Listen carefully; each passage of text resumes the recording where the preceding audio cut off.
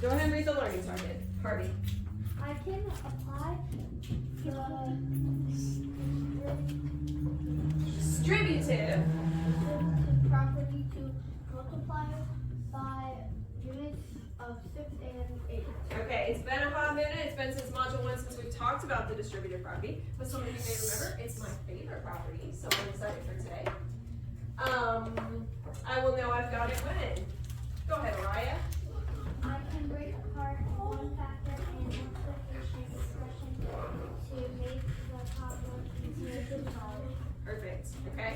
So distributive property, we're breaking apart a factor. Tell your neighbor what's a factor.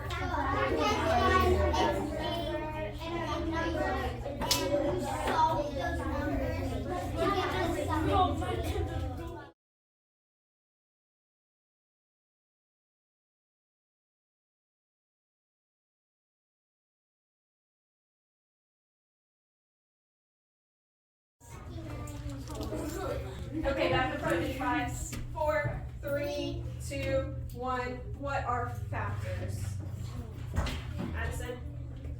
A number to make the total. A number to make the total in what kind of equation? Like Are we talking about division, multiplication, addition?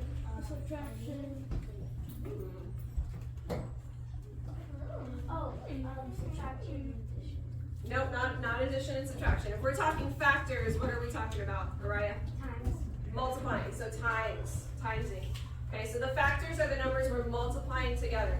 So we're taking one of those factors and we're going to break it apart. All right, last success criteria down at the bottom. Go ahead, Zoe.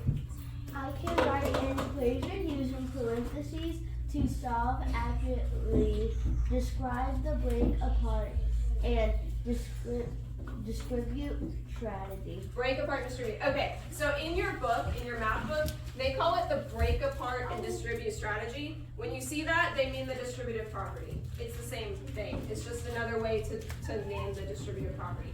So we're going to use equations with parentheses to show the distributive property today. Okay? One thing to note before we move on, we're working with factors of 6 and 8 today. I know that you guys know other strategies, Logan, for solving multiplication equations with factors of 6 and 8. Okay? We've done equal groups models, arrays, all of that. But the point of today's lesson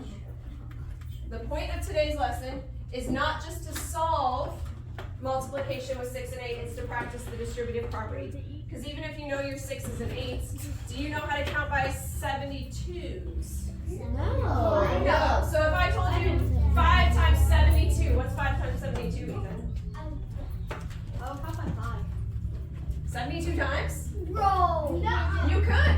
But another It's in the 7. more efficient way that you could solve that. Efficient way that you could solve that, if you know the distributive property, you could break apart that big factor, 72, into 70 and 2 and do 5 times 70, which is 350, and 5 times 2, which is 10, and add them back together and get 360. I just did 5 times 72 in my head because I know the distributive property. Okay, so my point is, practice this with me, even if you know what the answer to the multiplication equation is. That way you can understand